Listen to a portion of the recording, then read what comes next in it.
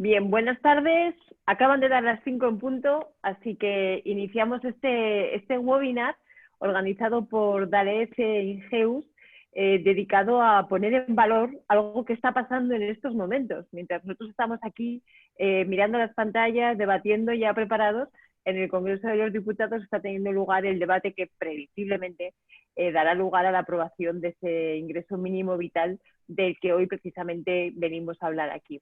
Yo, en primer lugar, quería agradecer a Dalef, a Ingeus, la oportunidad que han tenido de organizar esta pequeña conversación que vamos a tener a lo largo de la tarde, y también la generosidad con la que lo han hecho, puesto que de alguna forma yo creo que están dispuestos a dar voz, a generar debate, a fomentar debate y a incidir todo lo que se pueda en algo que todos intuimos que de una forma u otra va a ser importante.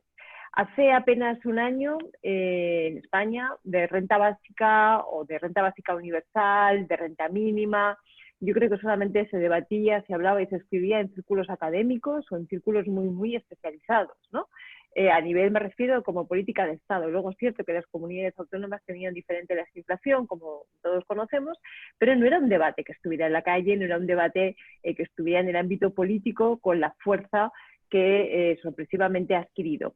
Es cierto que en el acuerdo de gobierno que firmaban el Partido Socialista y Unidas Podemos hace apenas unos meses, aparecía ya figuras que iban a posibilitar avanzar en este camino, pero ha sido esta pandemia, esta COVID-19, que nos ha dejado en estado de shock, lo que ha posibilitado que de repente, en un tiempo récord, creo que hay que reconocerlo, se diera un paso de gigante.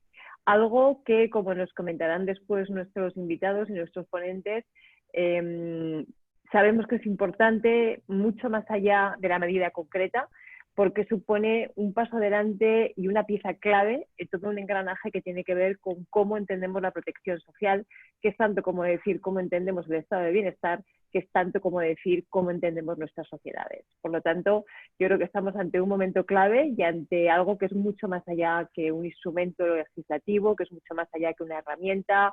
De alguna forma tenemos todos la sensación de estar viviendo algo importante, ¿no? Algo que va a suponer un antes y un después en este sistema de protección social, y algo que además nos acerca todavía más a nuestros vecinos, a países de nuestro entorno europeo. Por lo tanto, estamos ante un momento que va a requerir de muchísimo talento, del mejor de los talentos, y de mucha política para hacer que todos esos buenos talentos trabajen juntos en el camino que hoy se inicia. A mí me gusta ver este paso que hoy se da en el Congreso de los Diputados como un punto de partida, no como un punto de llegada, puesto que una vez que la regulación está ya aprobada, queda un largo camino que transitar en la implementación de esa regulación, en la generación de consensos, en el perfeccionamiento de los instrumentos y las herramientas. Por lo tanto, digamos que hoy iniciamos juntos un camino y que allí el sentido de la política va a recobrar todo su esplendor en ese arte, como decía, de intentar involucrar diferentes talentos que lo hagan posible, ¿no?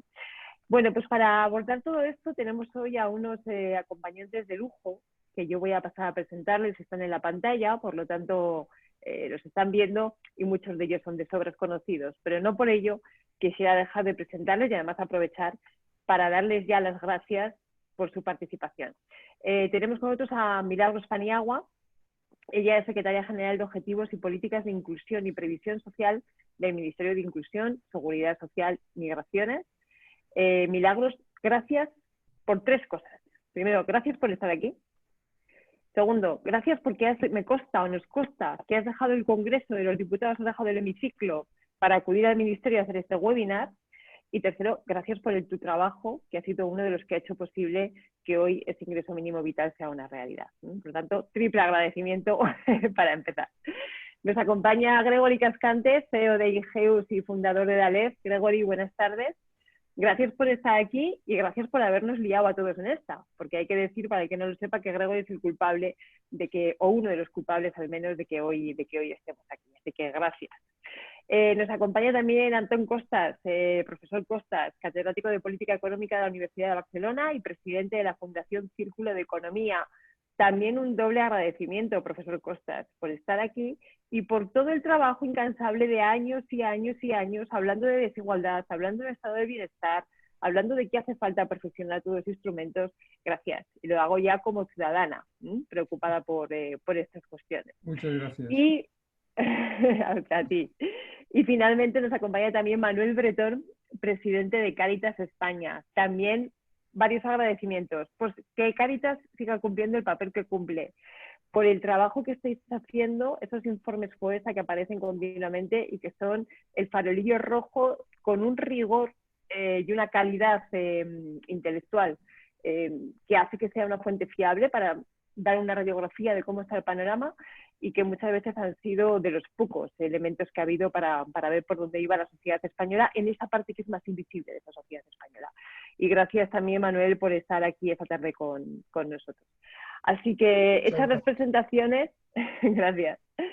Hechas las presentaciones, yo no quiero quitarles más tiempo porque estoy deseando que cada uno nos cuenten que es diferentes ángulos, ¿no? Para entre todos ir formando el puzzle de esta realidad compleja que, insisto, yo creo que empieza hoy. Y me gustaría empezar por preguntarle al profesor Costas, Antón. Yo decía antes, ha sido toda una vida dedicada a cuestiones que tienen que ver desde un punto de vista conceptual, intelectual, con desigualdad, con protección social, con estado de bienestar. Yo soy de las que cree que todo esto es lo que define una sociedad, ¿no? Somos como somos en la medida en que somos capaces de definir este tipo de herramientas. A mí me gustaría tener, y creo que es un lujo, poder contar esta tarde contigo aquí, en una tarde tan especial como esta, para ver desde un punto de vista conceptual por qué es necesario ahora mismo un ingreso mínimo vital y qué papel puede o está llamado a jugar en el sistema de protección social español. Cuando quieras, Antonio. Muchas gracias.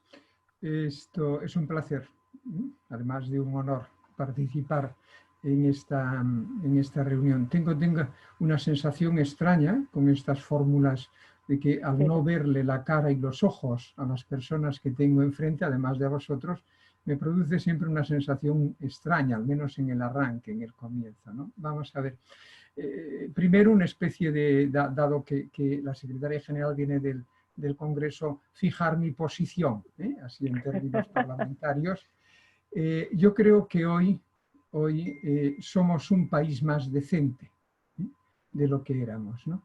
Y me gustaría muchísimo que como ciudadano, y hasta como economista, pero como ciudadano me gustaría que todos los partidos representados en el Parlamento pudiesen o quisiesen votar hoy esta figura, esta pieza, ¿no? Absolutamente todos, desde Ciudadanos al Partido Popular y también a Vox, porque creo que, insisto, nos hace un país más decente, a mi juicio, esta pieza que se incorpora al puzzle del sistema de protección social española. Me preguntabas, me decía, hacía tiempo que no me utilizaban esa palabra, desde un punto de vista conceptual. Dices tú, vamos a ver, esto me lleva a los manuales de política económica que yo estudié en mi juventud. Los manuales de política económica dicen que si quieres perseguir con eficacia un objetivo, tienes que seguir el criterio de que para cada objetivo un instrumento. Es decir, si tú, en términos de política económica o política social, con un solo instrumento pretendes perseguir varios objetivos simultáneamente, lo que te dice el manual es que no lo vas a obtener bien. Por lo tanto, la idea conceptual es, para cada necesidad, para cada objetivo, conviene tener un instrumento específico. Afirmado esto, la pregunta es, bueno, ¿y hay una necesidad, un objetivo específico en relación con el ingreso mínimo vital? Yo creo que sí, que es la pobreza, especialmente la pobreza severa, la privación material casi absoluta. Esa es una realidad que hay que considerarla diferente a otros tipos de pobreza que pueden venir de la falta de empleo. Mi posición es también conceptual, es que la pobreza severa en sí misma es una realidad autónoma, por decirle así, tiene causas diferenciadas de otro tipo de objetivos o necesidades también importantes, como son las oportunidades o como son el empleo. Esta es un poco mi idea, insisto. La pobreza severa tiene unas causas diferentes. Lo que a mí me ha sorprendido, bueno, sorprendido y tengo que aceptarlo, es que si veo una encuesta de la empresa GESOP de hace muy pocas semanas preguntando a los españoles por el ingreso mínimo vital, había un apoyo bastante mayoritario a esa figura, pero cuando se pregunta si debe ser temporal o permanente, el 72% de los españoles dicen que ha de ser temporal, cosa que me sorprende porque creo que no. Si fuese temporal no cumpliría esos.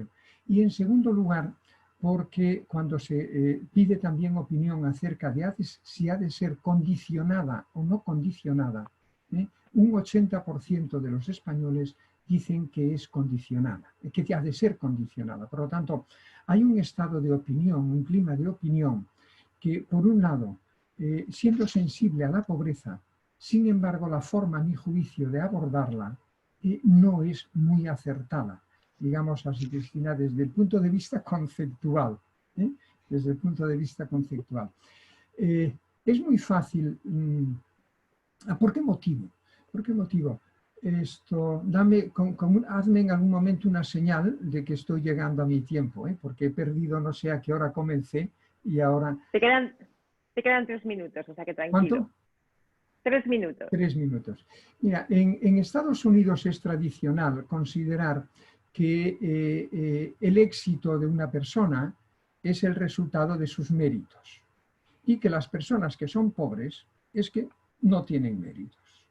En Europa no era tan así. En Europa se considera que la pobreza o la falta de éxito tiene mucho que ver con la suerte o con una injusticia. Pero yo veo también ahora en Europa que estamos camino de ser, en este sentido, más anglosajones, más norteamericanos, de creer que aquellos que tenemos una vida relativamente cómoda, ¿no? Sin llegar a ser ricos, pero cómoda, creemos que la tenemos porque se debe a nuestros méritos. Mientras que aquellos que vemos en la calle, en las cunetas o en las colas pidiendo hambre, o esos niños que viven en hogares de pobreza severa, que eso es por falta por indolencia o por pereza de esas personas. Esto es tremendo, porque no es así. Todos los estudios serios en economía, por citar unos, los de Esther Duflo, la Premio Nobel de Economía del año 2019, te dicen claramente que si quieres sacar a alguien de la pobreza y favorecer que encuentre un empleo, lo que debes es asegurarle una cierta estabilidad de unos ingresos en el tiempo, una cierta estabilidad, que es la idea de permanencia, una cierta estabilidad, porque de lo contrario, cualquier ayuda que le concedas, cualquier renta de inserción que le concedas, tiene el riesgo de meterle en lo que llamamos trampa de la pobreza. La figura que hoy se aprueba, y que elogio a los arquitectos institucionales del Ministerio, ¿no? Tiene una gran ventaja, que considera la pobreza, insisto, como yo la veo, como una realidad autónoma que tiene unas causas específicas, pero la conecta de otra forma al mundo del trabajo. Es decir, tú le sigues asegurando a esos colectivos de españoles en los que viven muchos niños pequeños, le sigues asegurando un ingreso mínimo. Si logran trabajo, no le pasa nada a esa renta, sigue operando. Pero si pierden el trabajo, no tienen que esperar 3 o 4 meses para que vuelvan a ser elegidos en otra renta y volver a entrar, que eso es lo que da lugar a la trampa de pobreza, sino que inmediatamente el nuevo ingreso funciona de forma automática. Yo creo que esta figura hoy nos hace un país más decente y que dentro de unos años veremos que la pobreza en España se ha reducido de una manera considerable. No habrá desaparecido totalmente, pero se habrá reducido de una forma considerable. Y creo que esto es ser un país más decente. Muchísimas gracias, Antón. La verdad es que te leímos el otro día cuando decías ya que España hoy es España va a ser un país. Ahora no.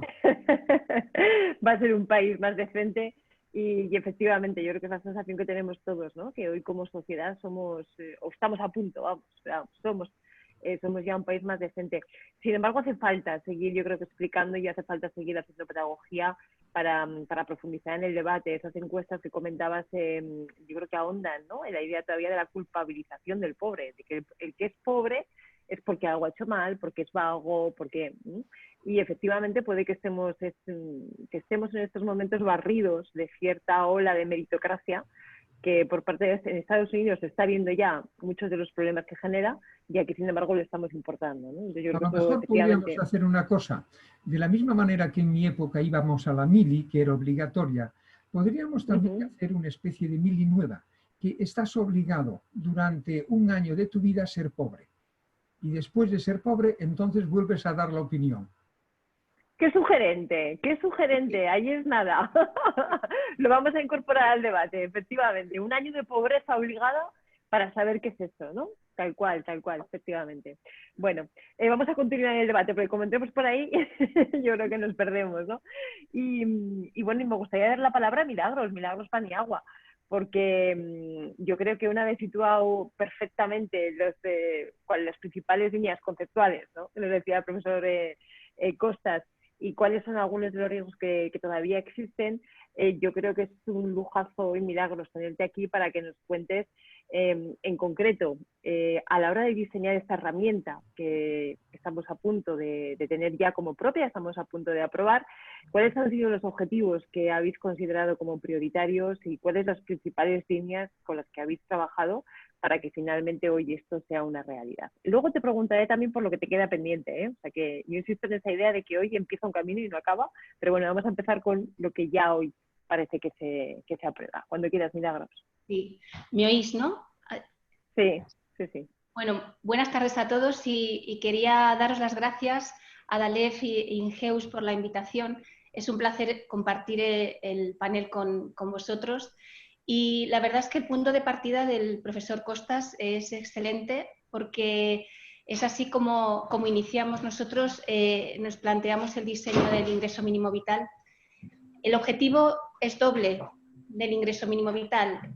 Por un lado, queremos reducir esa mala distribución de la renta que hay, queremos una mejor redistribución de la renta y también, en la medida de lo posible, la erradicación de la pobreza extrema a la que hacía alusión el profesor Costas. Pero, un poco en línea con lo que comentaba, entendemos también esta prestación como algo transitorio, es decir, que pueda servir para conseguir, digamos, la plena inclusión en la sociedad de la persona, ¿no? Inclusión que puede tener distintas dimensiones, ¿no? Y que yo creo que podremos comentar un poco más adelante. No solamente es el tema del trabajo, la gente se queda fuera por temas sociales, por temas sanitarios, por temas educativos, ¿no? Entonces nosotros, además de la prestación económica, entendemos el ingreso mínimo vital como una política en su conjunto, ¿no?, que pretende abarcar diversos ámbitos orientados a la inclusión. Entonces, en ese sentido, compartimos los objetivos que eran el punto de partida del profesor. Ahora, ¿cómo hemos articulado nosotros la medida, ¿no?, para dar respuesta a estos objetivos? Bueno, yo creo que al principio hay que partir de una prestación económica, que es una prestación no contributiva de la seguridad social, y en este sentido creo que es bastante innovador cómo se diseña una política pública en el ámbito, digamos, no contributivo asistencial dentro de las competencias que tenemos en el Ministerio, porque hasta ahora las prestaciones no contributivas que damos desde la Seguridad Social, otros ministerios como el Ministerio de Trabajo, están cubriendo determinadas contingencias concretas, ¿no? Mientras que ahora nosotros queremos definir la vulnerabilidad en términos de las características del hogar, cuál es su renta y cuál es su patrimonio. Es así como hemos querido llegar nosotros a la focalización. En ese sentido, la prestación es más innovadora, un poco en línea con lo que vienen haciendo las comunidades autónomas ya desde el año 89 con la RGI vasca, que es focalizar en los hogares y en su capacidad, en su riqueza, ¿no? En este caso, medida en términos de renta y de patrimonio. Entonces, por ese lado, quería comentaros un poco, seguramente que habréis tenido acceso a las características de la prestación. Nosotros hemos querido estar en hogares hasta el punto de que tenemos una clasificación de 14 hogares, desde el hogar unipersonal hasta las combinaciones de distintos números de adultos y de niños. Y queríamos empezar para cada uno de ellos planteando cuál debería ser una renta garantizada. Entonces, empezando por el hogar unipersonal, llegamos a plantearnos muchas opciones, como podéis imaginaros, porque la medida ha sido analizada y evaluada ex ante en numerosas ocasiones, ¿no? Antes de llegar al diseño final. Pero empezamos planteándonos la cuantía que hoy percibe una pensión no contributiva de jubilación, que está en torno a los 462 euros mensuales, y a partir de ahí fuimos incrementando cuál iba a ser esa renta garantizada en función del número de niños y de adultos. Sí que es cierto que después de analizar programas de otros países y dentro de España, de los programas de rentas mínimas, queríamos dar una especial importancia a los hogares con niños, dando el mismo peso a los niños que los adultos, cuando estudiábamos este incremento, ¿no? en los hogares. Es más, hemos querido dar un peso especial a los hogares monoparentales, porque sabemos que los hogares monoparentales, en los hogares monoparentales se produce la incidencia de pobreza en un porcentaje mayor que en el resto de los hogares, ¿no? Entonces, por ese lado, lo que hemos establecido son una categoría de hogares, como os comento. Garantizamos una renta que, partiendo del hogar unipersonal, está en 462 euros y que llega hasta aproximadamente 1.015 euros para los hogares más grandes, ¿no? en número de miembros. Después lo que hacemos es, una vez que tenemos esta renta garantizada, calculamos cuál es la renta de partida de estos hogares, ¿no? Vamos a ver de qué renta parten.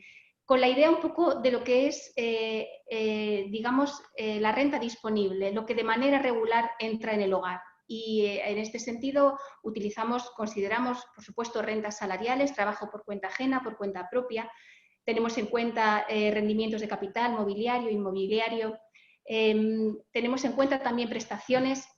No hemos tenido en cuenta las prestaciones que vienen las rentas mínimas de las comunidades autónomas, porque esta prestación, el ingreso mínimo vital, se concibió como una prestación, digamos, base, una prestación suelo a partir de la cual deberían complementar las comunidades autónomas. Pensemos que todos lo habéis dicho, todos sabemos que esto es un proyecto que se arrastra desde hace años, es decir, la última red de protección social ha venido de las comunidades autónomas, no existía una red nacional y hemos tenido desde el año 2014 opiniones de recomendaciones específicas del Consejo Europeo insistiendo en que España no tenía esta red de protección. Entonces, nosotros ahora entramos detrás de las comunidades autónomas porque ya existen estas prestaciones, pero tenemos que ir primero, ¿no? Entonces, en este juego de complementarnos, sabiendo que son ellas las que nos complementan y subsidiarias del ingreso mínimo vital, tenemos que no tener en cuenta lo que ya están aportando ellas a la renta de los hogares. Y a partir de ahí, en el momento en el que nosotros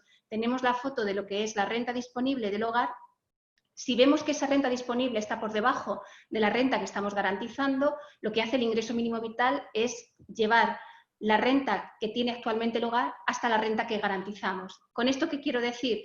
Que el ingreso mínimo vital, y en este sentido también es novedoso, no es una cuantía constante para todos los hogares, sino que en función de su renta de partida y sabiendo cuánto le garantizamos al hogar, completará el ingreso mínimo vital. Además de hacer estas comprobaciones de renta, también hemos aplicado un test de patrimonio. El test de patrimonio lo que dice es que cuando el patrimonio neto de un hogar determinado está por debajo de un límite, que ahora explicaré cuál es, entonces sí que ha pasado, digamos, ese contraste de patrimonio y es susceptible de, pasando también el contraste de renta, ser beneficiario del ingreso mínimo vital. También lo que hemos hecho con los límites en cuanto al patrimonio es establecer el equivalente en cuantía a un porcentaje de la renta garantizada para el hogar unipersonal. De esta manera, lo que hacemos es poner un límite en el patrimonio para un hogar unipersonal que es 3 veces la renta que le garantizamos, pero anual. Entonces, a partir de ahí, este incremento se va produciendo y hacemos también un contraste de patrimonio. Es decir, que eligiendo, por resumir, tipo de hogar, renta que tiene con respecto a la que garantizamos y patrimonio, con estas 3 dimensiones lo que estamos haciendo es focalizar en lo que nosotros llamamos vulnerables. Es una forma de haber llegado al colectivo que nos parecía más apropiado para focalizar lo que era nuestra medida. Pero hemos querido añadir otra parte en el diseño precisamente para evitar todo lo que tenía que ver con la trampa de la pobreza, y es que no mantengamos a estas personas sistemáticamente debajo de ese umbral si están trabajando, es decir, hagamos compatible este ingreso mínimo vital con el trabajo, de tal manera que si hay ingresos salariales, el ingreso mínimo vital estará ahí completando esos salarios, pero a su vez existirá un incentivo que estamos desarrollando ahora y aparecerá en desarrollo reglamentario, pero sobre el que ya tenemos ideas, porque sabemos que hay personas que cuando solicitan el ingreso mínimo vital están trabajando unas horas que son pocas. Hay mucha temporalidad e intermitencia en el empleo, porque de otra forma los ingresos de las personas y de los hogares no serían tan bajos, ¿no? Entonces, hay aproximadamente un 13% de trabajadores pobres en España y tenemos que ser conscientes de ellos como para permitir que este ingreso mínimo vital conviva con determinados salarios e incluso nosotros estemos dispuestos a completar esa cuantía para incentivar que las personas puedan mantenerse en el empleo. Con respecto a las cifras que me gustaría comentar, seguro que ya habéis visto algunas presentaciones, algunos resultados. El coste fiscal de la medida está en torno a los 3.000 millones de euros anuales. Estaríamos llegando a 850.000 hogares. Y aquí hago un paréntesis, pensemos ahora mismo en los programas de rentas mínimas de las comunidades autónomas. Según los datos del informe de 2018, estamos en algo menos de 300.000 hogares titulares de la prestación y con un coste de 1.500 millones, ¿no? Por ponerlo un poco en perspectiva hacia dónde podemos llegar con el ingreso mínimo vital. Y como os comentaba antes, el punto de partida del ingreso mínimo vital es saber cuál es la renta que tiene el hogar para así complementar hasta la renta que le estamos garantizando. Y digamos que en media los hogares como punto de partida tienen unos 4.700 euros anuales y el ingreso mínimo vital que va a complementar para esos hogares está en torno a 3.800 euros anuales. Otras cifras que creo que son importantes es cómo priorizamos en los hogares con menores. El 50% de los hogares beneficiarios incluyen menores. Más del 30% de las personas beneficiarias son menores de edad. Y luego veamos también la presencia de las mujeres, que son las más beneficiadas de esta medida. La presencia de mujeres adultas en los hogares beneficiarios es mayor, estamos en el 54%. Y luego las familias monoparentales. Si en la población representan el 80%, en nuestros hogares beneficiarios son el 90%.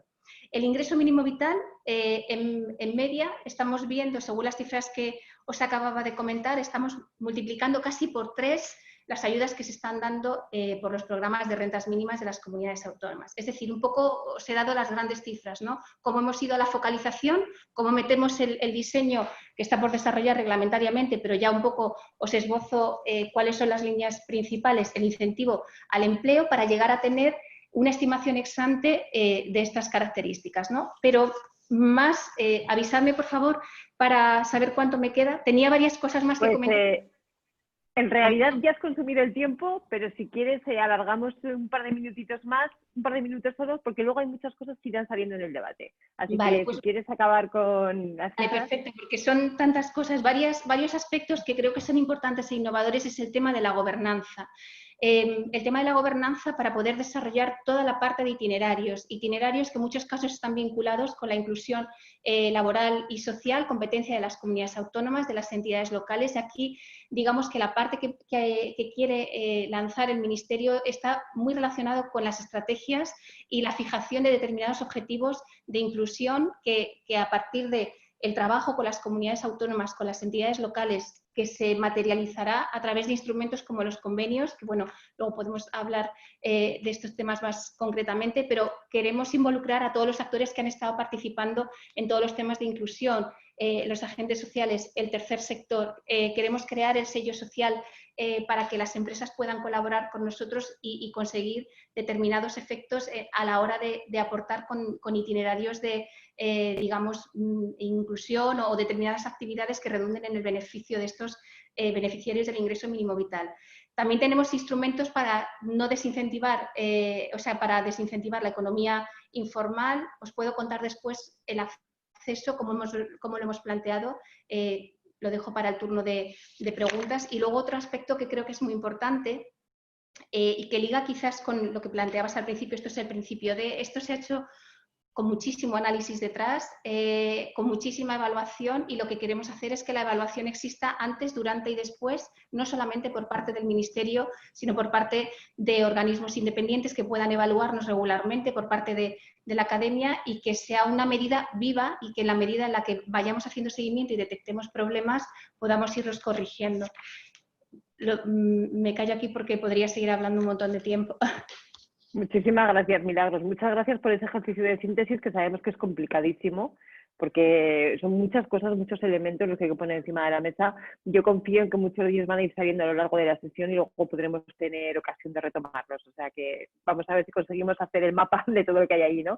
Me consta además que el equipo que habéis estado trabajando, porque algunos son colegas, sociólogos, politólogos, expertos en evaluación de políticas públicas, y me consta que eso ha sido uno de los temas donde se ha focalizado, y estoy convencida que seguirá siendo así, ¿no? Porque no puede ser de otra manera, teniendo detrás el equipo que tiene, que hacer ese seguimiento de políticas públicas.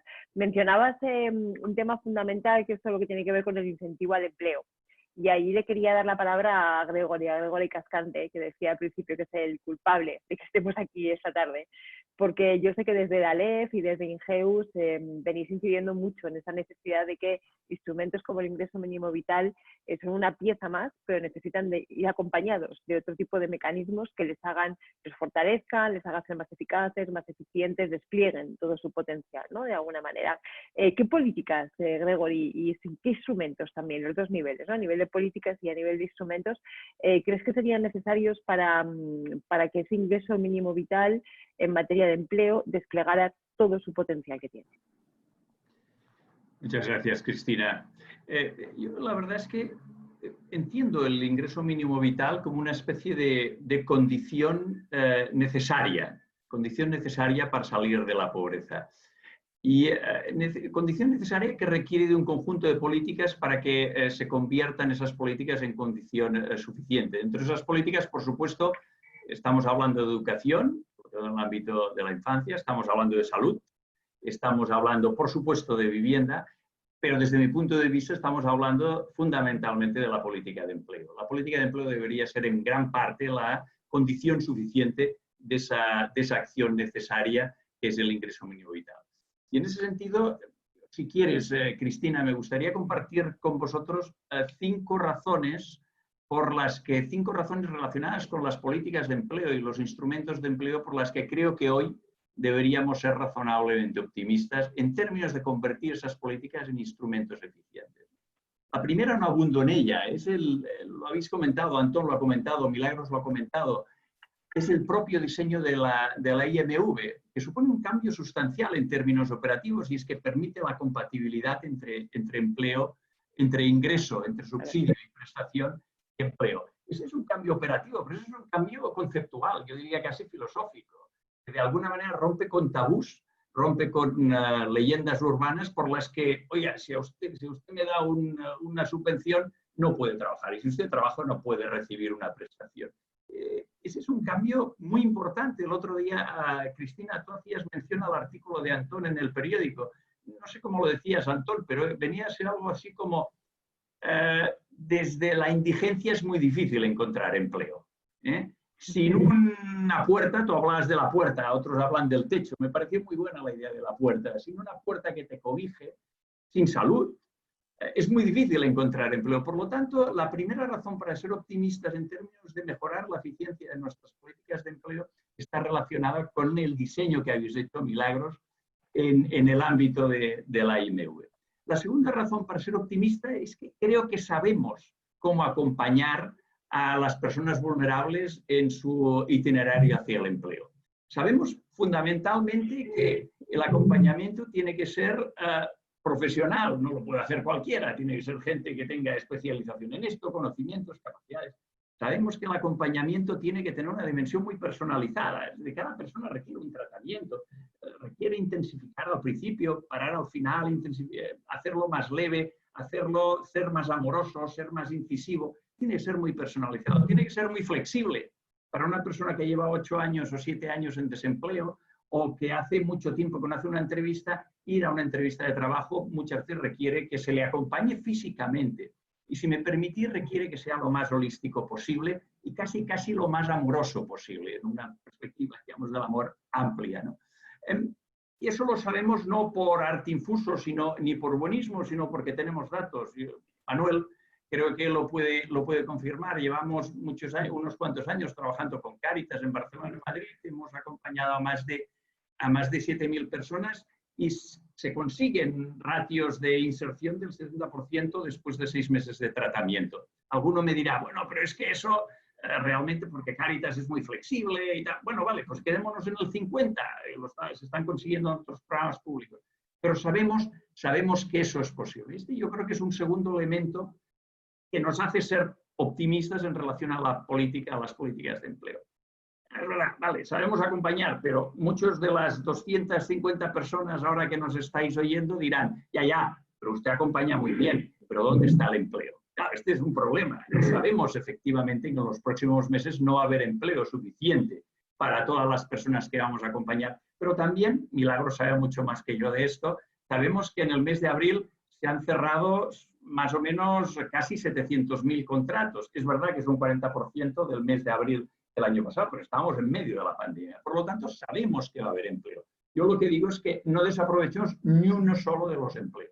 Es verdad también que algunas de las personas que nos estén escuchando dirán, ya, pero ese es un empleo precario, es un empleo de bajo salario. Sí, tienen razón, pero también sabemos, por evidencias, de que el primer empleo muchas veces es la puerta para la sostenibilidad de personas que están muy alejadas del mercado de trabajo. Sabemos por los estudios que hemos hecho, los estudios internacionales y algunos trabajos que hemos hecho en diferentes proyectos, que la tendencia a incrementar salarios, a reducir el tiempo parcial y a incrementar la estabilidad mediante contratos indefinidos es muy alta después de haber hecho un tratamiento razonablemente afinado, un acompañamiento razonablemente afinado. ¿Qué es lo que hay que hacer en este ámbito? Pues fundamentalmente tener buenos instrumentos de intermediación. Ser rápidos, cada día que perdemos capital humano e incrementamos los gastos generales, digamos, de las administraciones.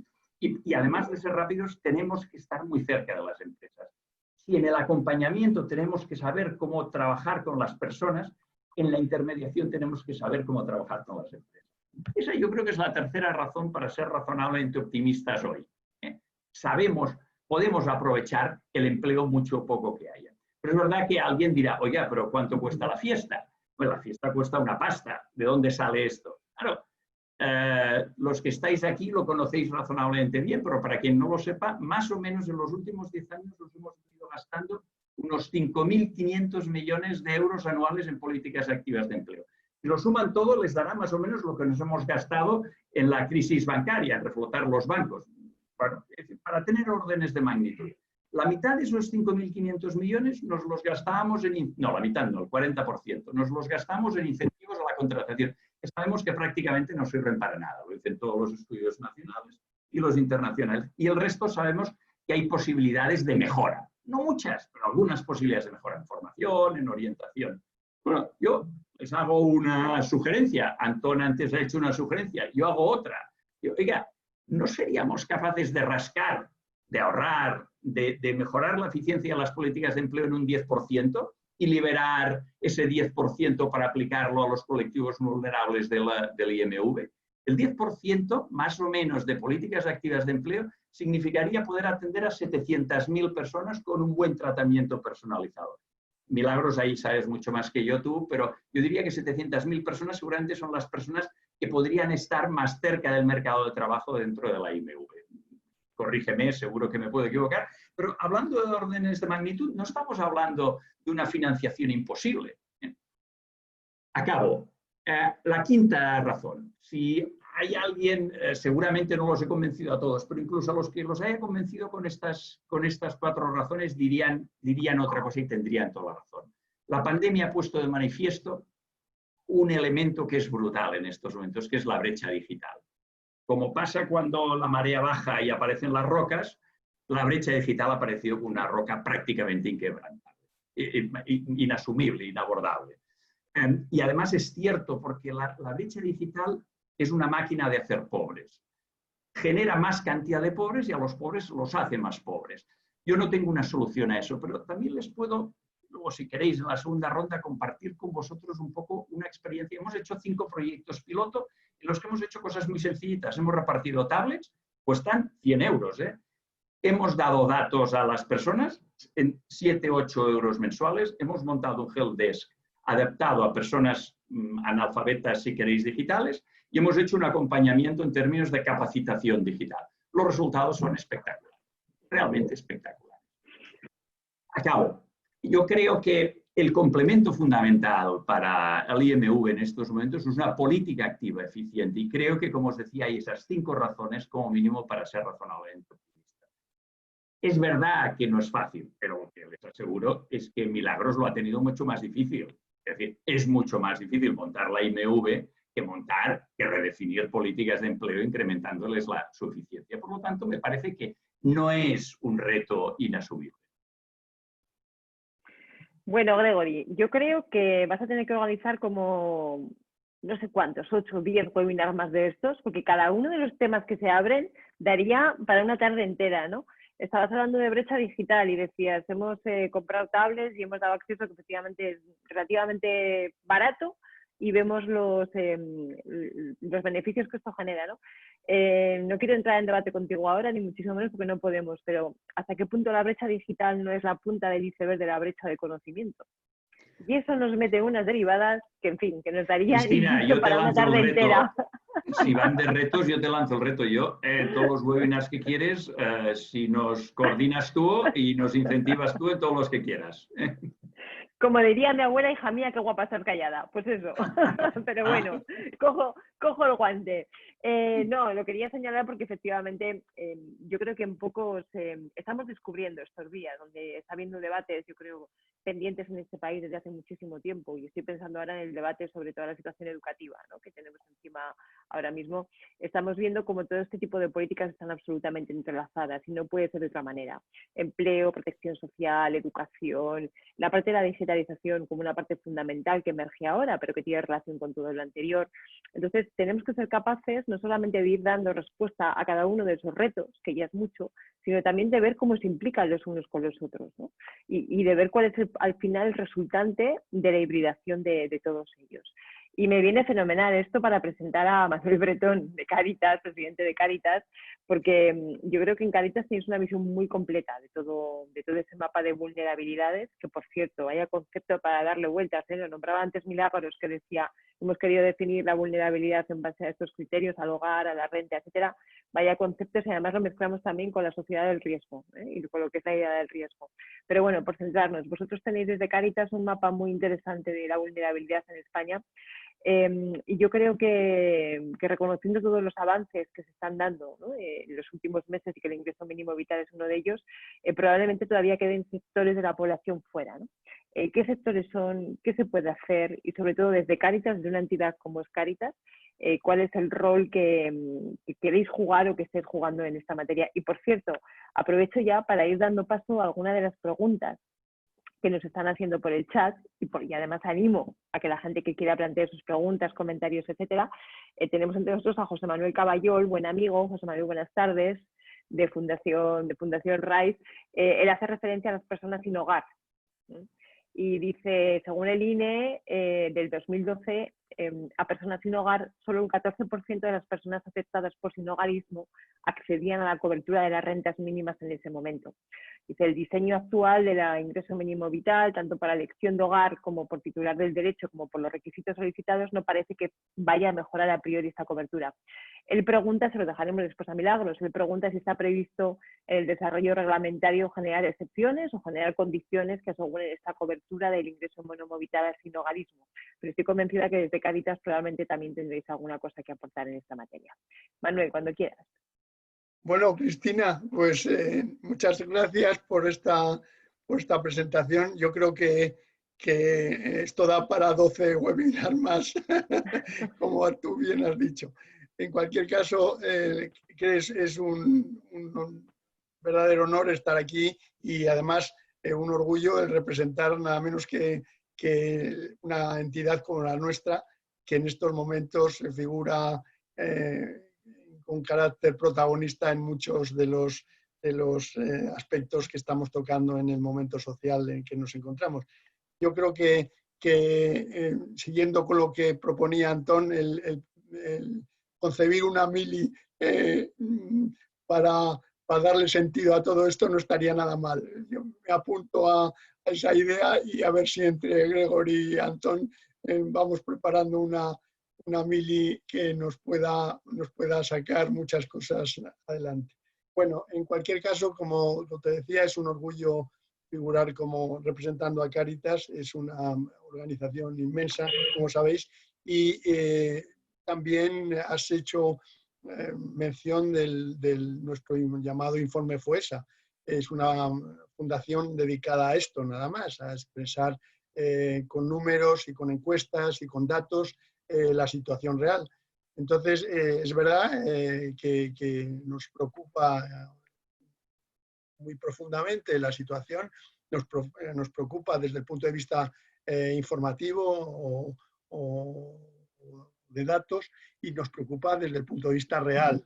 Esta medida es una de las propuestas que hemos hecho, que ha estado detrás de Cáritas siempre. Desde hace 8 años venimos proponiendo a las distintas administraciones, distintos gobiernos, una propuesta en este sentido. Yo creo que para nosotros se ha considerado prioritaria como lucha para luchar contra la pobreza. Eso está siempre claro. Y como os decía, somos testigos día a día de esta situación real, pues gracias a los miles de voluntarios, de trabajadores, a nuestra extensión en nuestras estructuras, de tal forma que comprobamos exactamente o muy cerca de la realidad en la que nos encontramos. En una investigación reciente, que es lo que me has pedido como dato, en una investigación que hemos llevado a cabo en este pasado mes de mayo,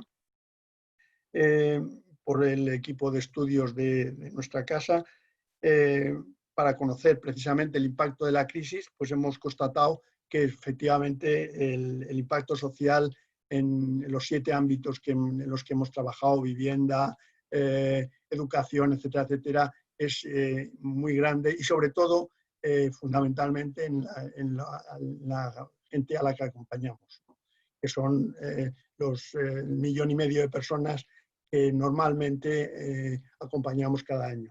Bueno, pues es verdad que hemos constatado esta profundidad en el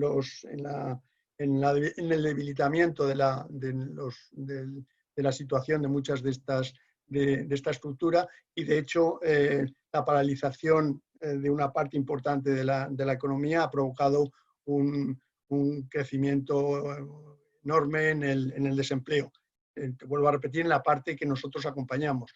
Si ahora valoramos en 2,5 puntos de aumento en el ratio de desempleo, ahora mismo en las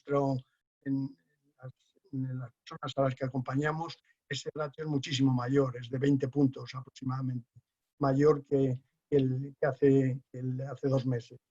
Esto quiere decir que esta situación está empeorando y que una medida como la que está planteando o están aprobando hoy nuestros diputados va a ser importantísimo el acompañarla para la resolución de los problemas en los que nos encontramos. El impacto en los ingresos de los hogares a los que acompañamos, vuelvo a repetir, es enorme, es superior en mucho al impacto que está sufriendo la sociedad en general, y podemos decir que 3 de cada 10 hogares no disponen ahora mismo de ningún ingreso. 3 de cada 10 hogares a los que nosotros acompañamos. La merma más importante es en los ingresos procedentes del empleo formal, pero también del informal, que provoca unas situaciones muy comprometidas. Provoca imposibilidad también en el tema de la vivienda, que se ha agravado profundamente en la situación actual. 1 de cada 4 familias de las que acompañamos, vuelvo a repetir, puede verse obligada a abandonar su hogar de residencia en poco tiempo. Todo lo que sea favorecer la situación de todas estas familias, de estos hogares, de esta población, es fundamental hacerlo en un momento determinado como el actual. Y por último, yo quería replantear también un tema que ha abordado Gregori, que es el agravamiento de la pérdida de empleo y la situación de precariedad que necesita de experimentar formatos innovadores en los procesos de acompañamiento. Y creemos que el actuar conjuntamente con instituciones como ICEUS, como otras instituciones de estas características en los procesos de acompañamiento a la inserción laboral es fundamental. Acelerar esta inserción laboral con el objeto de que sea más rápida, de utilizar tecnologías digitales, como tú has expresado hace un momento, y abriendo o cubriendo diferentes tipos de la brecha digital. Esto nos va a llevar a un proceso importante en una de nuestras ramas más importantes, o una de nuestros caminos más importantes en la ruta que nos están proponiendo nuestra sociedad. Así que con esto creo que termino mi exposición y, por supuesto, dispuesto a contribuir a contestar a las preguntas que surjan. Quería también poner en claro que nosotros desde el principio hemos sido interlocutores del gobierno. Recuerdo la primera conversación que tuve con Milagros no hace mucho tiempo, en la que nos compartimos muchas de las dudas que ellos tenían en este momento en el gobierno. Por lo tanto, para nosotros es una oportunidad magnífica el contar con este buen hacer ahora mismo del equipo que está llevando el tema adelante. Así que nada más. Muchísimas gracias, Manuel. La verdad es que nos has dado datos que ponen los pelos de punta, ¿no? Y eso que solamente son números, que si luego viéramos la historia que hay detrás de cada uno de esos números, sería mucho más aterrador. Van apareciendo ya muchísimas preguntas de la gente que nos está viendo, gracias a todos los que estáis mandando esas aportaciones. Yo creo que algunas van a ir resolviéndose a lo largo de la conversación. De todas formas, intentaremos dar cabida a todas. Pero muchas tienen que ver con algo que yo os quería plantear a los 5, como objeto de debate y de discusión, ¿no? Y es que hasta ahora hemos señalado todos cuáles serán los avances, cuáles serán los puntos fuertes, cuáles serán los temas positivos que este ingreso mínimo vital ponía encima de la mesa, pero vamos a hacer un ejercicio de realismo, porque sabemos que nada es perfecto, que el diablo está en los detalles, y que la implementación y la puesta en práctica de muchas de las grandes decisiones es donde se juega después su efectividad. A mí me gustaría, desde vuestras perspectivas, que son diferentes y son muy complementarias entre sí, que nos dijerais cuáles son esos hándicaps, esas dificultades que prevéis que se pueden encontrar a la hora de, a partir de mañana, de cuando entre en vigor y se haga publicar el BOE y todo esto, a la hora de ir poniéndolo en marcha con la celeridad, además, que la situación requiere. Antón, empezamos por ti, si te parece. Y yo esperaba que en esta ocasión me dejases para el último. Bueno, como quieras. Pero veo que no. Vamos a ver, como imagino que saldrán por parte de los demás hándicaps de tipo, digamos así, administrativo y hasta político, ¿no? Pero hándicaps relacionados con la casuística de la aplicación, eso ya saldrá. Permíteme que me centre en una cosa que le voy a llamar los hándicaps sociales. Yo creo que una figura como esta, que he dicho antes, que nos hace más decentes, tiene un riesgo social tremendo, porque tiene poco apoyo. Lo he dicho antes, el 72% considera que no debe ser permanente y el 80% que debe ser condicionada.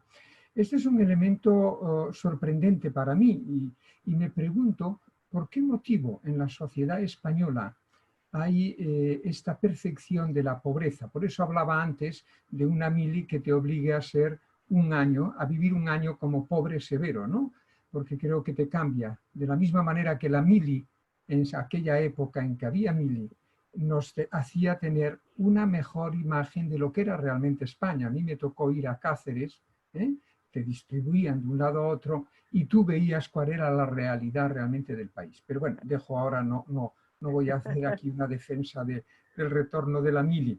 Pero hay una incoherencia, a mi juicio, no en la política española, sino en la sociedad española. Cuando ves las encuestas y comparadas con el nivel europeo, tú ves que los españoles dicen que están muy preocupados por la desigualdad y la pobreza. Dicen también que consideran que España es uno de los países de la OCDE donde hay mayor pobreza. Es decir, se tiene en este sentido un diagnóstico más o menos adecuado. Pero cuando vienes después a preguntarle qué estamos dispuestos a hacer para erradicarla, aparece una incoherencia tremenda, que no estamos dispuestos a hacer esfuerzos efectivos. Y si nos preguntan si estamos dispuestos a aumentar los impuestos para erradicar la pobreza, acabamos pensando que no, porque se lo malgastarán los políticos. Pero esto es una excusa. Yo creo que hay una incoherencia en la sociedad española que a mi juicio es uno de los principales hándicaps para el mantenimiento a largo plazo de una figura de este tipo. Y aprovechando que el Pisuerga pasa por Valladolid, déjame decir una cosa, que yo creo, mirando ahora para la secretaria general y que se lo diga al ministro, ¿no?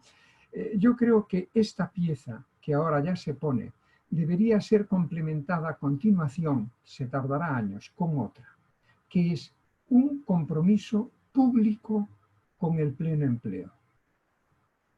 Todo español o española que quiera trabajar y no encuentre empleo en el sector privado, debería tener la posibilidad, el derecho, de que se le ofrezca un trabajo, un empleo en determinadas condiciones. Más superiores a esas condiciones, vaya usted a buscarlo en otro lado.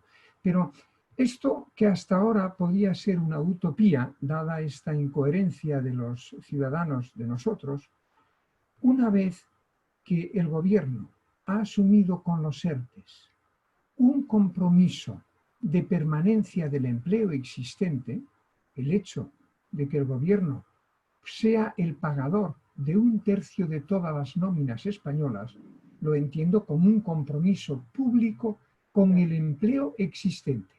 Lo que yo propongo a la sociedad española es que caminemos hacia un compromiso público con el empleo de toda aquella persona que, queriendo trabajar, no encuentra un empleo. Estas dos piezas tendría que publicar ya entonces un artículo que fuese "Ahora ya somos totalmente decentes". Pues esperamos verlo publicado, aunque solamente sea como utopía para decir próximos pasos, ¿no? Pero, Juan, me estaba acordando que ese debate tan popular entre la gente que nos dedicamos a los temas sociales o políticos, y por cierto, esto que voy a decir es muy impopular, ¿no? ¿De qué va antes, si las sociedades o la política, las sociedades o la legislación? Yo creo que estamos en uno de esos casos donde la legislación y la política está yendo por delante que la sociedad, porque efectivamente, si esto tuviera que haber salido a un referéndum, ojo con esto, muy difícilmente encontraríamos un instrumento, yo creo que tan innovador como el que tenemos. ¿Me dejes contar una anécdota rápida? Hace ya unos años llegué a Madrid, a Atocha, con un amigo que es rico, es una persona rica. Y teníamos que ir a una reunión a las 4 Torres de arriba, de Castellana arriba. Era una hora muy densa en Madrid, íbamos muy apurados de tiempo. Y en Atocha adentro le dije, ¿qué quieres ir, cómodo o rápido? Me dijo, no, hombre, rápido, rápido. Dice, pues entonces vente conmigo que vamos a coger el suburbano. Dice, fuimos abajo, El metro. cogimos el ticket y nos marchamos hacia arriba. Y cuando iba en medio del metro, es una persona de unos 60 y algo años ahora, en aquel momento era menos. Cuando íbamos dentro, me dice, Antón, ¿tú sabes que esta es la primera vez que yo voy en un metro? Es que hay mucha gente que habiendo tenido la suerte, o de ser rico de herencia, o la suerte de haberse hecho rico, no sabe entender que otras personas están en la pobreza, no por una cuestión de méritos, sino por un mal golpe de suerte en la vida, por una injusticia social determinada, o estos niños que decía, no sé si era Manuel, o no, era Milagros, ese porcentaje de niños que viven en hogares de extrema pobreza, que es tremendo. Tenemos un problema social, no un problema secas de que a algunos partidos pues no les guste. Tenemos, a mi juicio, un problema de incoherencia social. Totalmente de acuerdo. Y por ahí podríamos seguir poniendo otros muchos ejemplos, todo lo que tiene que ver con políticas ambientales, por ejemplo, con la política fiscal, ahí es nada, ¿no? Es como la clave de bóveda que acaba culminando todo esto, en fin, casi nada. Milagros, entiendo que tus hándicaps que más te preocupan son los de la aplicación efectiva ahora, ¿no? En la parte inmediata, en ese plano más operativo, administrativo, etcétera. ¿Cuáles destacarías que son los principales, los que piensas que pueden generar mayor problema? Yo creo que el problema ya lo detectábamos incluso en el momento del diseño, porque conociendo los problemas que tienen estos programas en las comunidades autónomas, sabíamos que uno de los hándicaps es que la población para la que se diseñan estos programas a veces no llega a solicitar la renta de la comunidad autónoma, o en este caso teníamos el miedo de que no llegaran a nosotros a solicitar el ingreso mínimo vital, ¿no? Que esa cobertura efectiva después no se produjera. Entonces, nosotros le dimos muchas vueltas a eso y de ahí la idea de que la entrada en el sistema pudiera plantearse de una manera multicanal, es decir, el principal receptor es la Seguridad Social, es una institución gestora por excelencia que conoce muy bien lo que es la gestación, gestionar las prestaciones. Y entonces sabíamos que era una forma de entrada muy importante, pero que a su vez podíamos acercar al ciudadano mucho más esta prestación si permitíamos otros canales de entrada en el sistema, como podría ser, en el caso de que se firmaran determinados convenios, el tema con los ayuntamientos. Es decir, lo primero que pensamos es, vamos a utilizar la capilaridad del sistema para poder facilitar la entrada de estas personas. Yo creo que en la conversación que recordaba antes Manuel ya lo hablamos en su día, tenemos que llegar de verdad a las personas que necesitan este ingreso mínimo vital, ¿no? Además de la capilaridad y de plantear la posibilidad del canal multientrada, nosotros nos planteamos, porque somos los responsables de una prestación que en este entorno yo creo que conocemos bien, que es la prestación familiar. La prestación familiar es una prestación no contributiva de la Seguridad Social, o la prestación por hijo a cargo también se llama. Y lo que hemos hecho ha sido un trabajo de análisis para ver qué beneficiarios de la prestación familiar podrían cumplir las características del ingreso mínimo vital para poder hacer, digamos, un reconocimiento de oficio en esa transición de la prestación familiar al ingreso mínimo vital de forma automática, y así la norma lo recoge en una disposición transitoria. Entonces, nuestro objetivo ha sido poder llegar al máximo número de hogares lo antes posible. Y aquí, si me permitís, tengo que hablar un minuto del esfuerzo que ha supuesto, ¿no? Porque el 14 de marzo nos confinamos y el día finales de este mes, en 3 meses y medio, la Seguridad Social va a pagar el ingreso mínimo vital. Estamos hablando de un tiempo absolutamente récord, y también pensemos que la información que necesitamos para resolver expedientes en muchos casos está fuera de nuestro organismo. Al final se acaba convirtiendo esto en un hub de información fiscal, de información censal. Entonces no es nada sencillo, y esto liga un poco con las preguntas que seguro que hacen las personas que están participando en esta charla y que nos hacen, ¿no? Y es la exclusión de determinados colectivos. Os podéis imaginar que hemos estudiado, porque conocíamos ya de partida cómo estaban diseñados estos programas en muchas comunidades autónomas, cómo están diseñados en otros países, ¿no? Cómo funcionan en Europa. Sabíamos hacia dónde teníamos que focalizar ese colectivo de vulnerabilidad, que en algunos casos, para después, digamos, poder ajustar eso a lo que es el cumplimiento administrativo y ceñirnos, digamos, a las normas generales, nos ha costado muchísimas horas de reflexión. Como decía antes, el ingreso mínimo vital es una prestación viva. Nosotros vamos a ir evaluando qué pasa con determinados colectivos que nos preocupan. Habéis citado varios colectivos durante la reunión. Nos preocupa mucho para saber, bueno, cómo podemos cubrir, cómo podemos estudiar determinados casos que pueden quedarse fuera. Pensad que teníamos además esta restricción de coste fiscal también. Entonces, con todo esto dentro de la ecuación hemos intentado llegar de la manera más rápida y la manera más focalizada al mayor colectivo, ¿no? Yo creo que es importante que no perdamos eso de vista y luego, por complementar ya y por cerrar, aquí es donde entramos también en juego con las comunidades autónomas, o sea, ellas ahora van a liberar recursos porque nosotros estamos hablando de que vamos a poner 3.000 millones, ¿no? Entonces, seguramente ellas a determinados colectivos, si nuestra renta garantizada es peor que la suya en las comunidades que sea así, podrán complementar. Esto ya es un tema competencial de las comunidades autónomas, pero también podrán focalizar en aquellos colectivos que aparentemente puedan haberse quedado fuera. Es una forma, ¿no?, de poner en práctica una política vinculada a la parte no contributiva y asistencial con el modelo de gobernanza que proponemos desde el Ministerio. Clarísimo, Milagros, muchísimas gracias, porque creo que tenéis un mapa por lo menos de cuáles pueden ser las principales carencias. Has contestado ya además algunas de las preguntas que van llegando por el chat, con lo cual así vamos retomando también esa parte de la conversación, por si no diera tiempo a que entraran todas, que veo que el chat está muy vivo y lo sigue estando. Gregory, desde tu punto de vista y con ese foco siempre en el empleo, que por cierto también hay alguna pregunta que plantea ya la dificultad que tienen algunas entidades sociales que han ido, sobre todo aquellas que gestionan algún tipo de ayuda social, ante personas inmigrantes que tienen la posibilidad de coger un empleo, pero el empleo es muy precario o tiene poco salario, y entonces al final no acaba de conciliar bien ese empleo precario con bajo salario con las rentas que tienen las comunidades autónomas, ¿no? Gregory, desde el punto de vista vuestro, con el foco en el empleo, esos handicaps, ¿por dónde están? ¿Están por aquí o están por otro sitio? Oye, Cristina, déjame, es que no puedo dejar de hacer dos previas muy rápidas. La primera es que igual limita las rondas, porque como sigamos así, Antón va a seguir subiendo la apuesta y no sé dónde van a llegar sus propuestas. Me preocupa un poco, además de boca de un liberal, que sigamos subiendo la apuesta. O sea, que andemos con cuidado.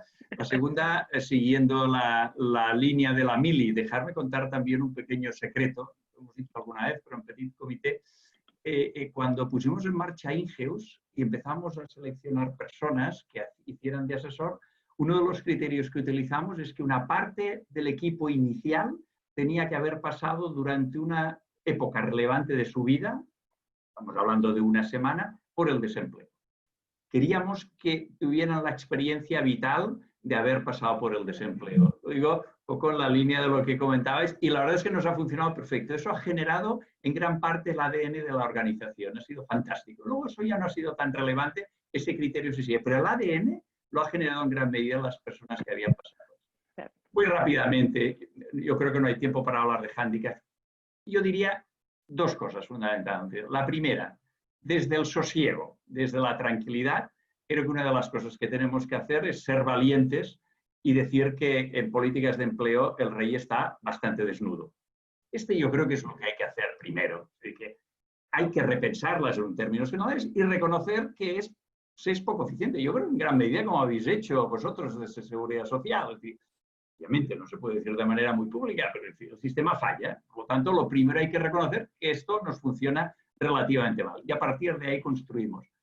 Una pequeña cuestión, seguramente interesada por mi parte, creo que la configuración de la oferta de gestión de empleo tiene que ser algo diferente, y en la que la idea de colectivo, la idea de colectividad, la idea de la dimensión colectiva de la acción tiene que ser fundamental, en la que además nos encontremos diferentes actores. Por supuesto, el papel de la administración central, de la administración en general, perdón, todas las administraciones es fundamental. El del tercer sector es extraordinario, y el de algunas empresas creo que también puede ser relevante en términos, pues, seguramente, de aportación de innovación, de tecnología. Es decir, en ese punto de encuentro en el que lo público no es lo fundamental, sino lo colectivo es lo fundamental, igual podemos encontrarnos. Ya sé que no son recetas operativas, pero igual son pequeños principios por donde empezar a trabajar.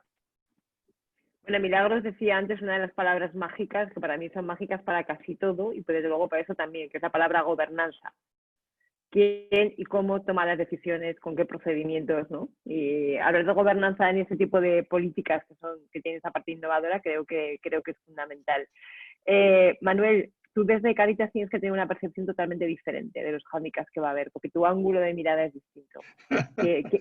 Claro, ¿qué Bueno, subrayarías tú? te agradezco siempre que nos tengas en ese lado de la balanza.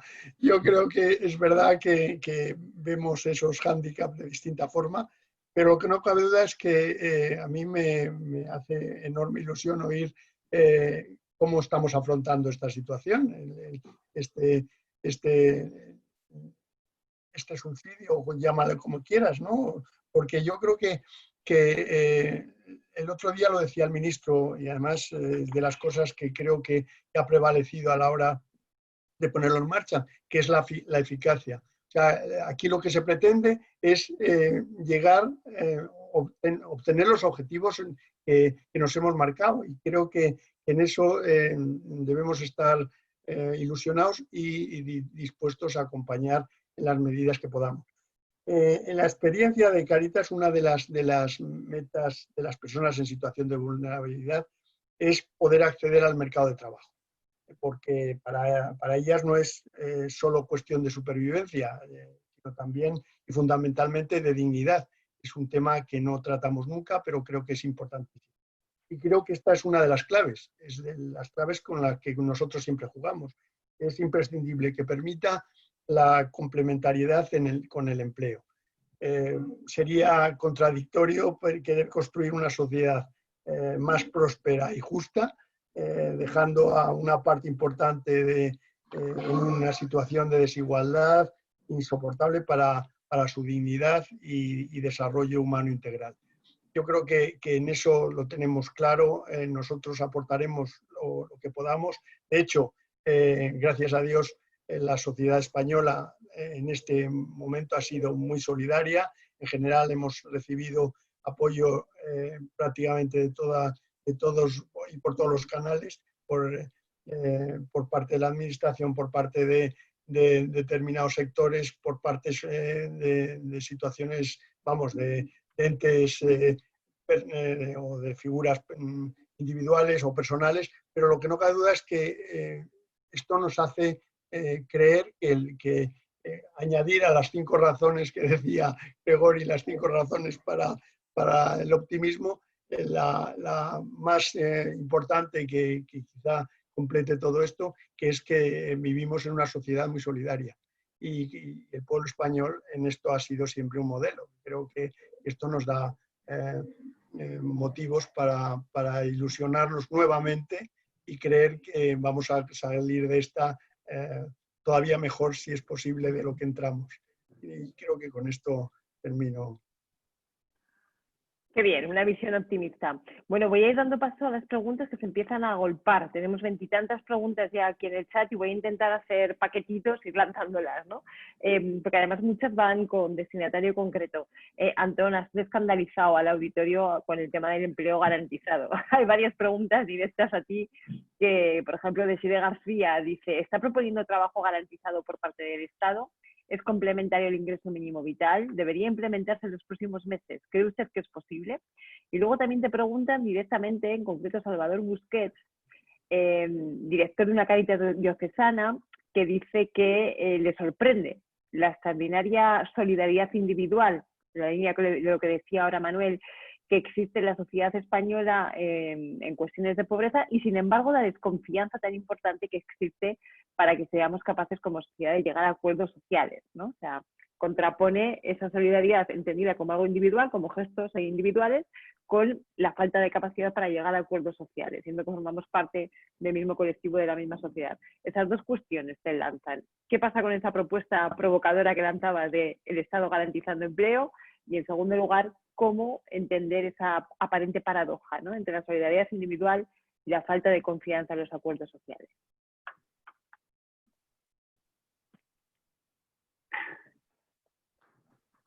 La que hago es una propuesta muy razonable que viene de una persona muy razonable, ¿no? A lo largo de estos 3 meses, en muchas ocasiones me ha venido a la cabeza un comentario de allá por los años 30 del siglo pasado, de John Maynard Keynes, ¿no? Que, como saben, fue el economista británico de mayor influencia en la primera mitad del siglo XX. Y en una ocasión, en los años 30, en un escenario que, como diría Oscar Wilde, la historia no se repite, pero rima, en un escenario de los 30, que rima un poco con este. Keynes dijo: cuando esperas que ocurra lo inevitable, sucede lo impensado. Y lo que estamos viviendo, es decir, hace 3 meses o 4 esperábamos el cambio climático, esperábamos otra crisis financiera y de pronto nos aparece una economía, por decirlo así, pandémica, un nuevo tipo de economía que ha obligado ya a pensar algunas cosas impensadas, impensables. ¿Quién pensaba hace unos meses que el Banco de Inglaterra decidiese, aunque se le ha ordenado, que todo el gasto público nuevo que hace el gobierno británico de Boris Johnson para hacer frente a la pandemia, que en vez de emitir deuda pública o aumentar los impuestos para financiarlo, ha decidido que se monetiza, es decir, todo el aumento del gasto se financia directamente por el Banco de Inglaterra, que es un banco serio, es el banco más antiguo del mundo. Por lo tanto, los británicos, cuando acabe la pandemia, habrán afrontado más o menos igual que todos nosotros bien la situación, pero no tendrán encima de la espalda una piedra de Sísifo, que es la nueva deuda. Es decir, hay que pensar lo impensable, ¿de acuerdo? Y yo creo que ahora hay que pensar lo impensable en términos de empleo, que es que toda persona que quiere trabajar debe tener una oferta de empleo. Si no se la puede dar el sector privado, ¿y cómo lo tenemos que hacer? Los que le interese esto, los trabajos de Atkinson y algunas experiencias de países desarrollados nos dan la medida. Es crear un Fondo Nacional de Empleo al cual puedan presentar proyectos, iniciativas empresariales y de creación de empleo, tanto el sector privado como las administraciones públicas, como el sector social, la economía social. Esto no es una ficción, pero esto ahora es posible pensarlo. El criterio tiene que ser que toda persona que quiere trabajar debe tener un empleo de condiciones mínimas. Y eso es posible. Pero va probablemente para otra sesión que nos organicéis, a no ser que quieras que ocupe el tiempo de los demás, ¿no? Es que hoy no tenemos mucho más tiempo, ya estamos fuera de hora y entonces os voy a pedir brevedad, pero sí que me gustaría que alargásemos unos minutitos si podéis para poder dar respuesta a todo lo que ha ido viniendo, ¿no? Antón, en eso que dices hay que profundizar, porque allí puede estar la clave de una vuelta de tuerca muy de profundidad, de calado, en eso que hemos venido a llamar estado de bienestar. Le pregunto a la persona que hizo esa pregunta y a los demás, le pregunto si ella hace 2 meses hubiese pensado que el gobierno iba a nacionalizar los salarios de 1/3 de la economía española. Eso era impensable, pero la situación nos ha obligado. Pues el empleo debe ser el metro de medir los efectos de todas las políticas, tanto públicas como empresariales. El empleo como unidad de medida de todas las cosas, ¿verdad? Yo me muevo, ojo para los evaluadores de políticas me muevo públicas, en el sector eso es muy privado. importante. Sí, no, pero es que, bueno, nos vamos a ir por los cerros de Úbeda porque cuando empecemos a hablar de la diferencia entre lo público y lo privado y cómo se está reconfigurando todo eso, entonces nos da la madrugada aquí. Gregory, voy apuntando listas de temas pendientes para próximos webinars, de todas maneras. Que anda que una semana de webinars, Cristina, entera. Milagros. Sí, como te imaginarás, tienes un montón de preguntas directas. Por cierto, yo creo que las que no podamos contestar hoy se puede seguir la conversación más adelante, la forma en que veamos, ¿no? Pero mira, les voy a agrupar en dos conjuntos de preguntas. Hay algunos que te preguntan por colectivos que pueden quedar fuera del ingreso mínimo vital. En concreto, se hace referencia a las personas sin hogar, que comentaba yo antes con esa pregunta de José Manuel Caballol, también a personas inmigrantes sin papeles, personas que no tienen esa documentación, y una pregunta en concreto que hace referencia también a si se pone como criterio el haber tenido un año de cotización, si esto no deja fuera a una parte importante de los jóvenes que se quedarían con esa dificultad de haber estado cotizando un año. Entonces eso es un bloque de preguntas. Y otro bloque que te hago ya seguido para ir aligerando un poco, tiene que ver con la coordinación tanto con las comunidades autónomas. Se pregunta en varias ocasiones cómo se articula todo esto con las rentas que ya existen en las comunidades autónomas, uno de los temas claves. Y por otro lado, la coordinación y el papel de las oficinas de empleo. Yo creo que nos están viendo bastantes personas que trabajan en oficinas de empleo y están preocupadas acerca de cuál es el rol que van a jugar y cuál es el papel que tienen que asumir. Son grandes temas porque no puedo ir al detalle de todo porque hay muchísimas intervenciones, pero creo que con eso damos respuesta a unas cuantas. Cuando quieras, Milagros.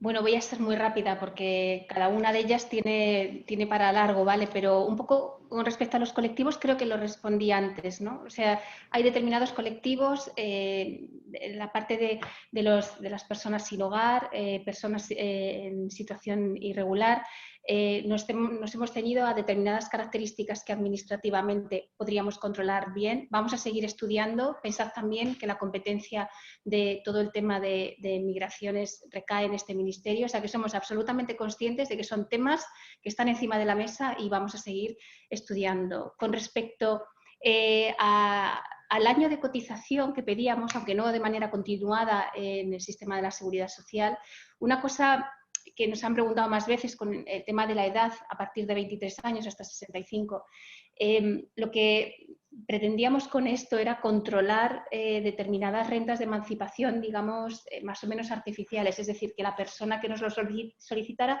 salvo que tuviera hijos a cargo, y en ese caso puede ser hijos o menores a cargo, puede ser de 18 o más o de 65 y más.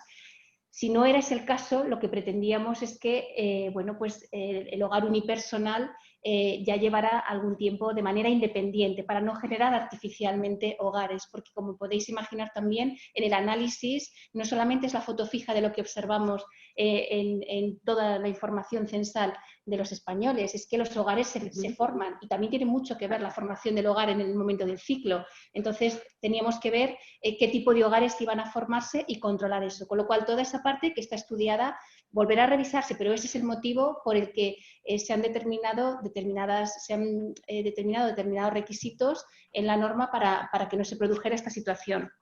Con respecto a las comunidades autónomas, ya veis que esto se ha hecho en 3 meses y medio, hemos mantenido contactos continuos con las comunidades autónomas. Primero, cuando planteábamos cómo estábamos haciendo el trabajo, en el juego que decía antes de esta última red de protección social, empiezan las comunidades porque son las que existen, pero nosotros venimos después para ser el suelo base de esa renta.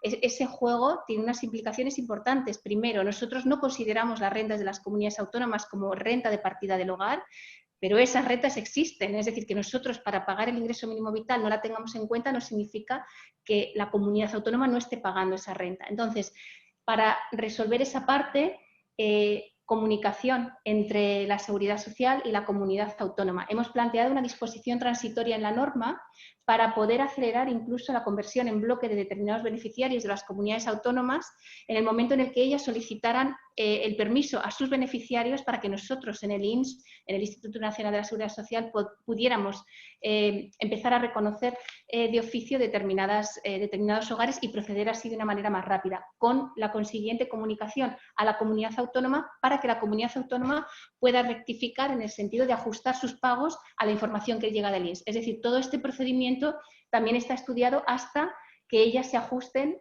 en sus pagos a lo que estamos haciendo nosotros desde el Ministerio.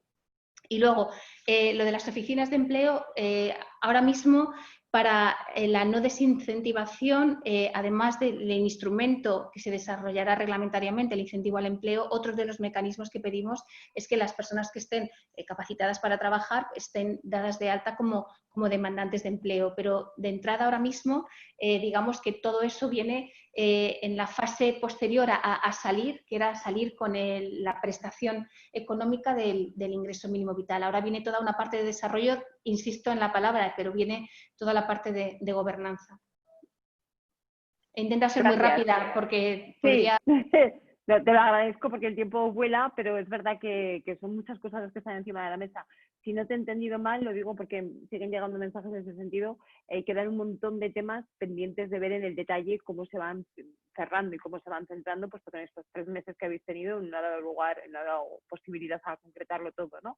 Pero entiendo que temas que preocupan como la cuestión de migración, como la cuestión de personas sin hogar y etcétera, son temas que sabéis que hay que seguir profundizando y que hay que seguir trabajando porque hay allí un problema importante. Así que muchísimas gracias por esa concreción. Gregory, hay muchas preguntas también que tienen que ver con 2 cosas. Primero, con cómo mejorar, que va para ti, cómo mejorar la información al conjunto de la ciudadanía. Y segundo, algo que comentaba ahora Milagros al finalizar, que es cómo conseguir que no sea un desincentivo al empleo, cómo conseguir que ese ingreso mínimo vital, pues bueno, la famosa trampa de la pobreza, ¿no? De la que hemos comentado tantas veces. Sí, no entiendo muy bien lo de la información a la ciudadanía, no sé a qué te refieres muy bien o a qué se pueden estar refiriendo. ¿Estamos hablando de brecha digital o...? No.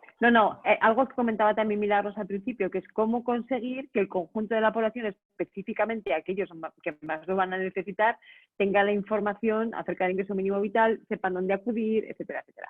Yo creo que no va a haber demasiados... Soy optimista y quizás es que tengo el día especialmente optimista, pero la capilaridad de los servicios sociales municipales, por ejemplo, es espectacular. La capilaridad de Cáritas, de Cruz Roja, es decir, la capacidad instalada para contactar. Otra cosa es la capacidad de gestión directa de programas directos, pero yo confío bastante en lo que ya está instalado y las capacidades que hay instaladas. No me preocupa especialmente. A veces yo creo que el sistema que habéis puesto en marcha, la seguridad social es uno de los grandes inventos que tenemos en España. Es una organización extraordinariamente eficiente, muy tecnificada y con capacidad. Entonces, ahí no tengo un gran problema en llegar a, sobre todo si nos apoyamos en las entidades non-profit y los servicios sociales, yo creo que vamos a poder llegar relativamente lejos. Y la segunda pregunta me la hacías en relación, Cristina.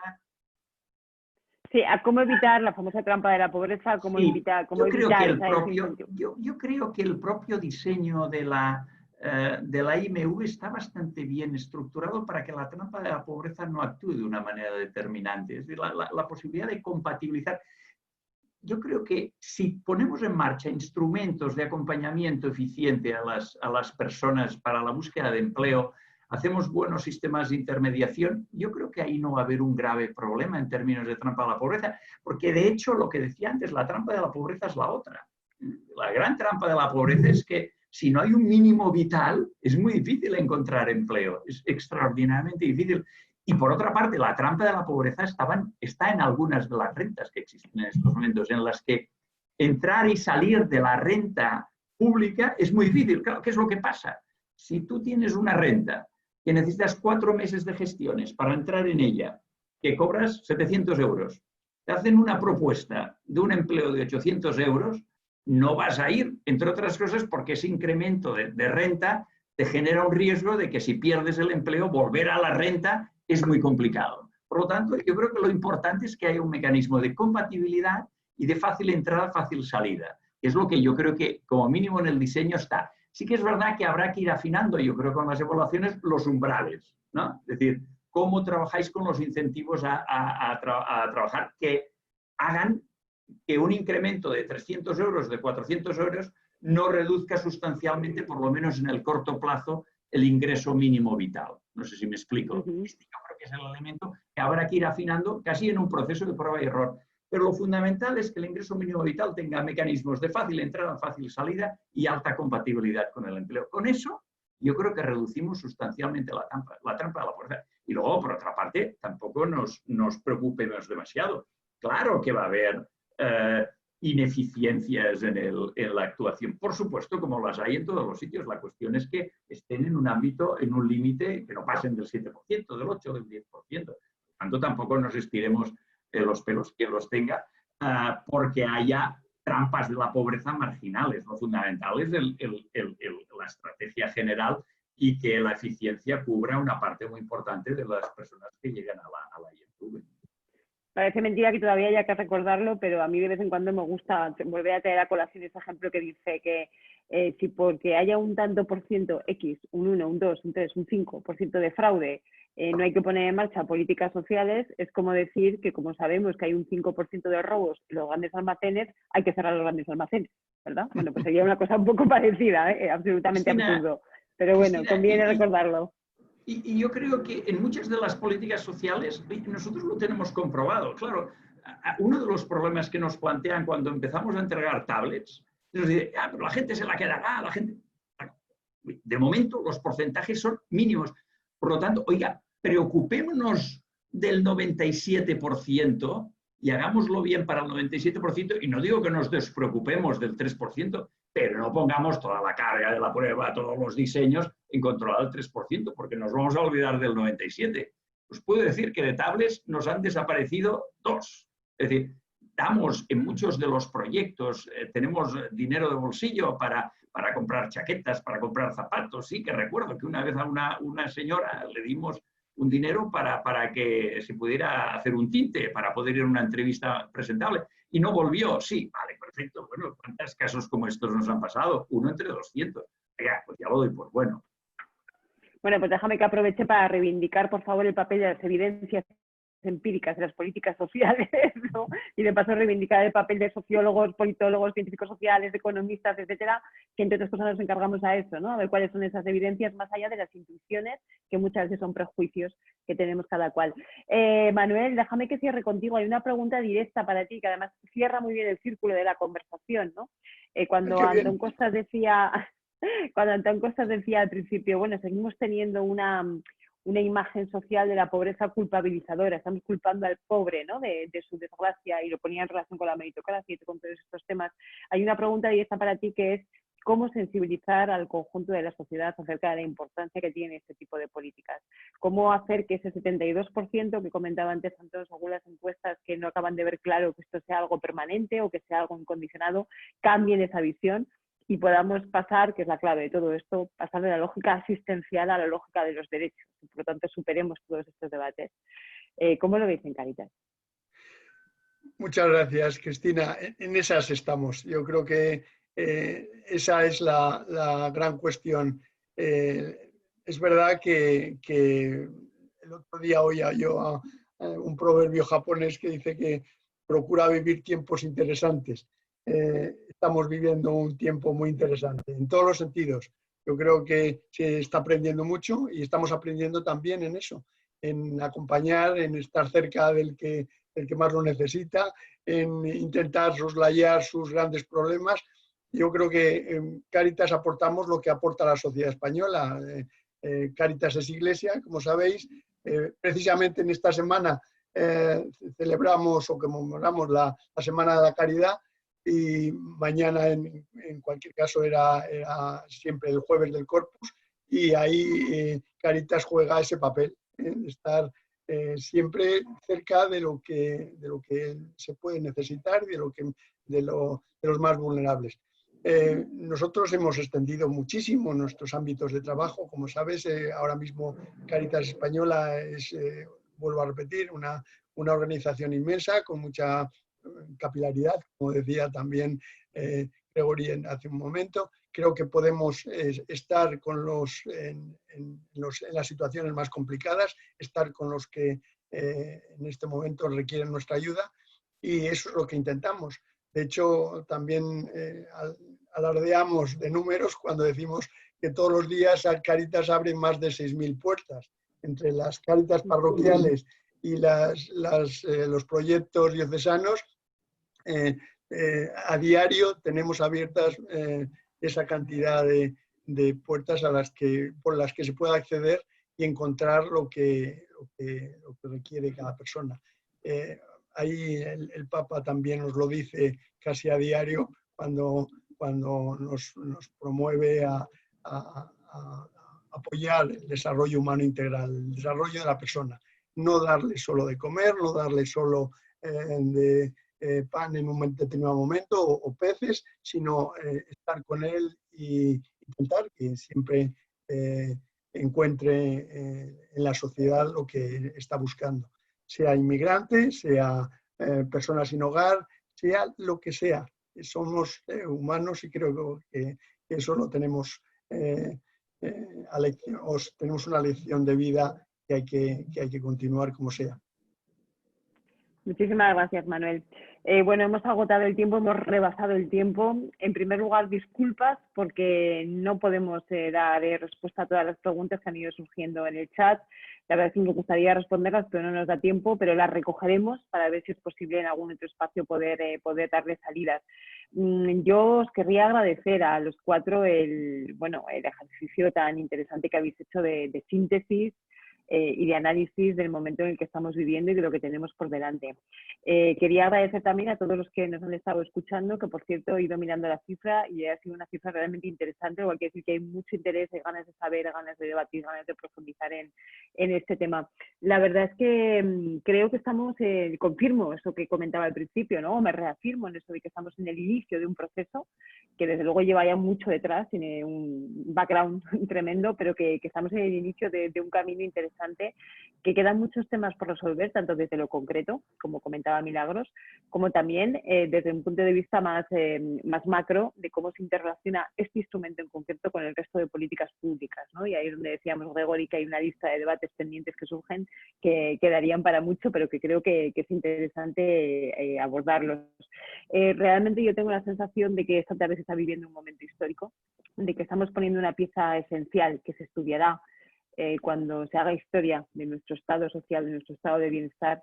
La tarde de hoy se estudiará, que en contra de todo pronóstico y en contra de lo que muchas veces intuimos por los medios de comunicación y transmitimos mediante los medios de comunicación, hoy esto se va a aprobar aparentemente, voy a tocar madera donde tenga, porque no está todavía la votación, creo que no se ha producido, según me dicen, pero se va a aprobar probablemente sin ningún voto en contra, lo cual creo que es muy significativo. Y por cierto, Milagros, tú que formas parte de ese gobierno, enhorabuena, porque supone es un tipping point, ¿no? Que llaman a los ingleses, un punto de inflexión muy interesante y que también puede dar pistas para otras políticas que creo que pueden ser trascendentales.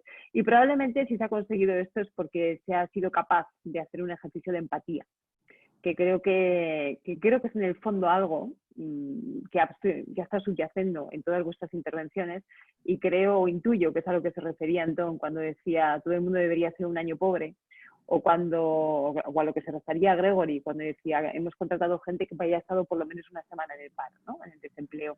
Es decir, ese ejercicio de ponerte en el lugar del otro cuando tú mismo has pasado por eso y entiendes la complejidad de las situaciones y entiendes las diferentes aristas que cada una de esas tienen. Entonces yo os animo a todos y animo también a los que nos están viendo a que sigamos haciendo ejercicios de empatía en nuestro día a día, no por una cuestión de buenismo, ¿no? Que es una de esas palabras de moda que me pone un poco nerviosa, sino por una cuestión intelectual, de intentar conseguir entender bien la complejidad del mundo que nos rodea. Y solamente lo podremos conseguir con ese ejercicio de empatía que nos muestre y que nos haga vivir las diferentes aristas de cada uno de los temas que estamos trabajando. Así que yo creo que con eso nos podemos despedir, con esa sensación de estar viviendo un momento importantísimo. La verdad es que qué mejor manera de vivir esta tarde que compartiéndolo con vosotros y con vosotras, y dar las gracias a las personas que nos han estado escuchando, dar las gracias a vosotros cuatro, como decía, y dar las gracias también a ese equipo técnico al que nunca vemos en las pantallas. Gracias, Camila, gracias a todos los que formáis parte de ese equipo, porque no estáis aquí, no os vemos, pero sin vosotros nada de todo esto podría llevarse a cabo, ¿no? Porque la parte técnica siempre es una parte fundamental y se nos suele olvidar. Y además, por cierto, generalmente suelen ser mujeres, así que gracias a las chicas de ese equipo técnico que estáis detrás de las cámaras. Y bueno, yo creo que os dejo porque probablemente llegamos a tiempo de ver la votación en el Congreso. Muy buenas tardes. Buenas tardes. Buenas tardes, muchas gracias. Gracias a todos. Gracias.